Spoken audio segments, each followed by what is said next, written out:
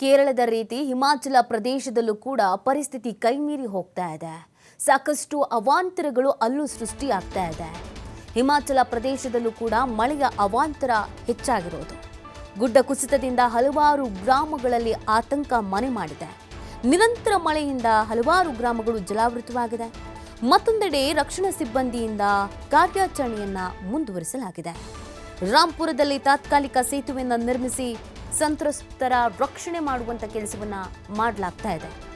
ಇದು ಹಿಮಾಚಲ ಪ್ರದೇಶದ ಪರಿಸ್ಥಿತಿ. ಕೇರಳವನ್ನ ನೋಡಿದ್ವಿ, ನಮ್ಮ ರಾಜ್ಯದ ಕೆಲವು ಪರಿಸ್ಥಿತಿಗಳು ಕೂಡ ಇದೇ ತರ ಇದೆ.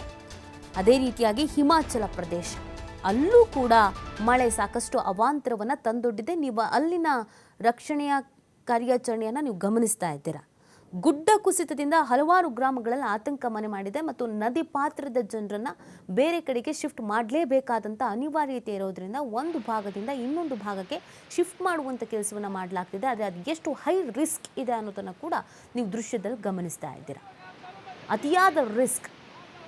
ಹಿಮಾಚಲ ಪ್ರದೇಶ ಭೂಭಾಗ ಯಾವ ರೀತಿ ಆಗಿದೆ, ಮೇಲ್ಮೈ ಲಕ್ಷಣ ಯಾವ ರೀತಿ ಆಗಿದೆ ಅನ್ನೋದು ಎಲ್ರಿಗೂ ಗೊತ್ತಿರುವಂಥ ವಿಚಾರ. ಯಾಕಂದರೆ ಅದು ಗುಡ್ಡಗಾಡು ಪ್ರದೇಶ, ತಗ್ಗು, ಇಳಿಜಾರು ಇಂಥ ಪ್ರದೇಶಗಳು. ಈ ಪ್ರದೇಶದಲ್ಲಿ ಭೂಕುಸಿತ ಹೆಚ್ಚಾಗ್ತಾ ಇದೆ. ನೋಡಿ, ಅಲ್ಲಿ ಒಂದು ಕಡೆ ನಿಂತು ಎಲ್ಲ ನೋಡ್ತಾ ಇದ್ದಾರೆ. ಅದು ಡೇಂಜರಸ್ ಜಾಗ. ಯಾವಾಗ ಏನಾಗುತ್ತೆ ಅನ್ನೋದನ್ನು ಹೇಳೋದಕ್ಕೆ ಸಾಧ್ಯವೇ ಇಲ್ಲ. ಒಮ್ಮೆಲೆ ನೀರು ಹರಿದು ಬಂದ್ಬಿಡುತ್ತೆ. ಆ ಕಾರಣಕ್ಕಾಗಿ ಭಾಳಷ್ಟು ಬೇಗ ಈ ಕಾರ್ಯಾಚರಣೆಯನ್ನು ಮಾಡಿ ಮುಗಿಸ್ಬೇಕು ಅಂತ ಕಾರ್ಯಾಚರಣೆಯನ್ನು ಮಾಡ್ತಾ ಇದ್ದಾರೆ. ಇಲ್ಲೂ ಕೂಡ ಅನೇಕ ಅಡೆತಡೆಗಳು, ಸವಾಲುಗಳು ಎದುರಾಗ್ತಾ ಇದೆ. ಇದೆಲ್ಲದರ ನಡುವೆ ತಮ್ಮ ಜೀವವನ್ನು ಪಣಕ್ಕಿಟ್ಟು ಈ ಕಾರ್ಯಾಚರಣೆಯನ್ನು ಮಾಡಲಾಗ್ತಾ ಇದೆ. ತಾತ್ಕಾಲಿಕ ತಡೆ ಸೇತುವೆಯನ್ನು ಕೂಡ ಅಲ್ಲಿ ನಿರ್ಮಿಸಲಾಗ್ತಾ ಇರೋದನ್ನು ನೀವು ಗಮನಿಸ್ತಾ ಇದ್ದೀರಾ.